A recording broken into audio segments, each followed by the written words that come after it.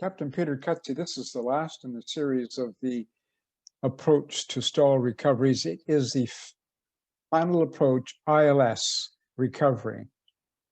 We are currently on the localizer for runway 08 left, and we'll be intercepting the glide slope and starting down.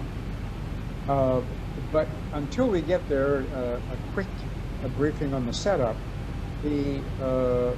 I will be doing the same once the crew are established on the localizer and glide slope.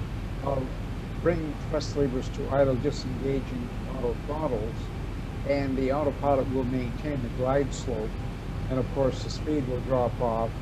And the recovery is the same as initially, as far as recovering autopilot, auto throttle, disengaged, and manually unload, pitch forward until no buffet, no shaker, level wings, thrust is required, and then a thrust for a climb.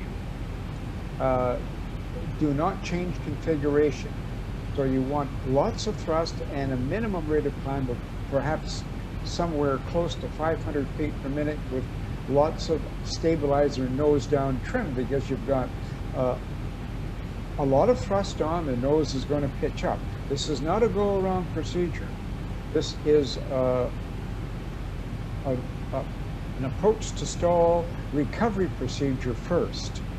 Once you've accelerated to VREF, so as much thrust as you can put on, maximum thrust manually, don't touch toga, and manually fly the aircraft so that you've got a rate of climb of 500 feet per minute to allow your airspeed to accelerate.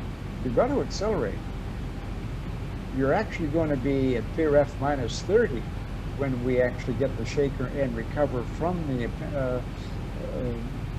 the stall. So the secret here is to put on max thrust without touching toga, pitch down to a pitch attitude that will give you 500 feet per minute in order for your speed to increase. The moment your speed hits VREF, then go around. So toga, set go around thrust, flaps 15, positive rate, gear up, and then 400 feet, LNAV, and carry out the missed approach procedure to 6,000 feet, as we've discussed in previous videos. If you're close to the ground, you may get a GPWS, and if you do not listen to the commands until the aircraft is unstalled.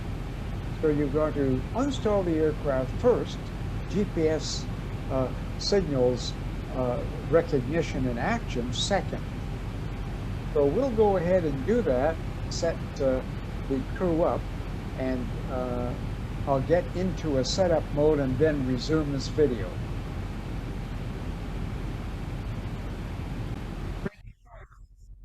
Glide slope alive, gear down, flaps 15,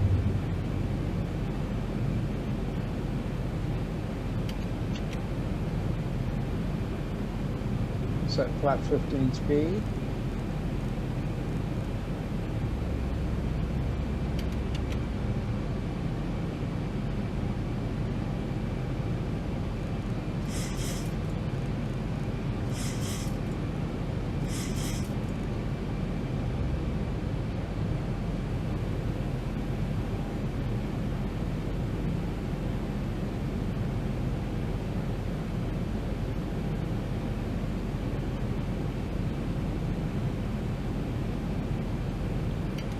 flaps 30, 3F30 plus 5,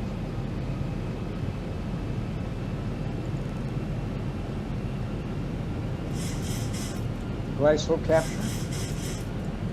This will be a single channel approach. Remember, in the go around, the autopilot will disengage, and it'll be a manual go around once you press toga.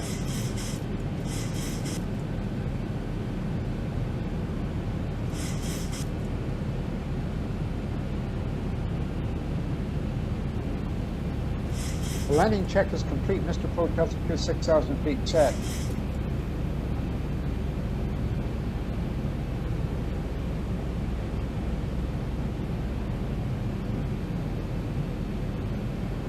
There's 6 miles, so we'll disengage the auto throttles, and I'll bring the thrust levers back to idle.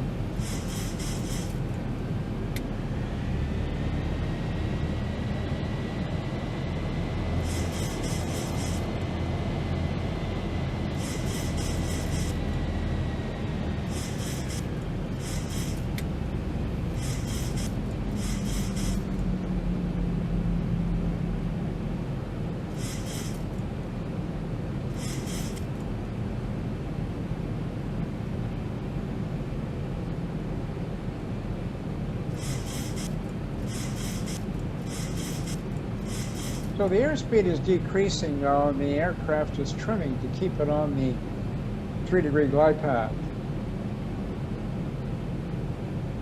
As you can see from the trend vector.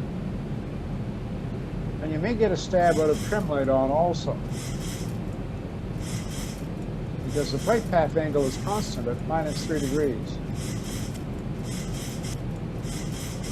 Your angle of attack is 6.2, 6.4.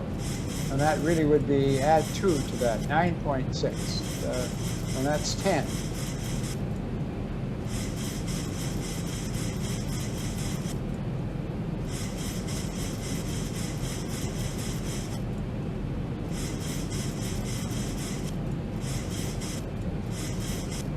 Now the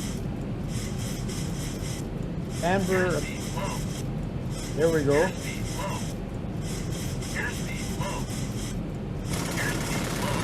The autopilot disengage and adjust pitch off of the Baker, then thrust as required. Tank rate. 1,000. Tank rate. 1,000 feet stabilized, Mr. Perch Then altitude. you want a climb rate of close to 500 feet per minute. Glide slow.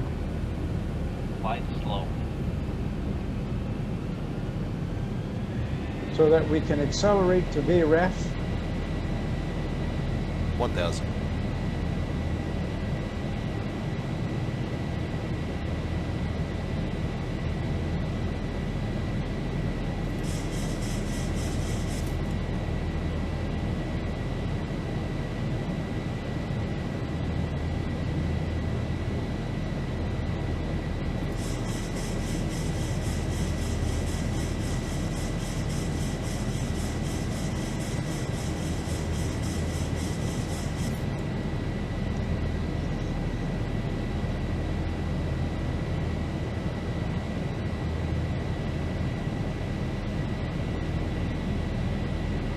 Once we're at VREF, we'll depress Toga, which is now Toga, set go around thrust, flaps 15, positive rate, gear up.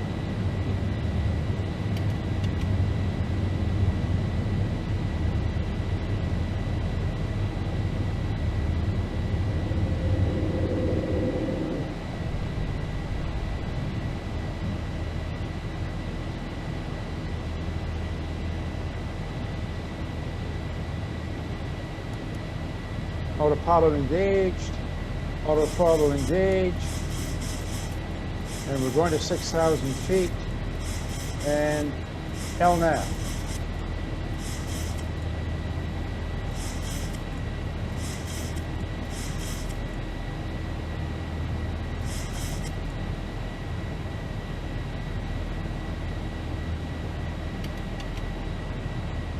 And clean up.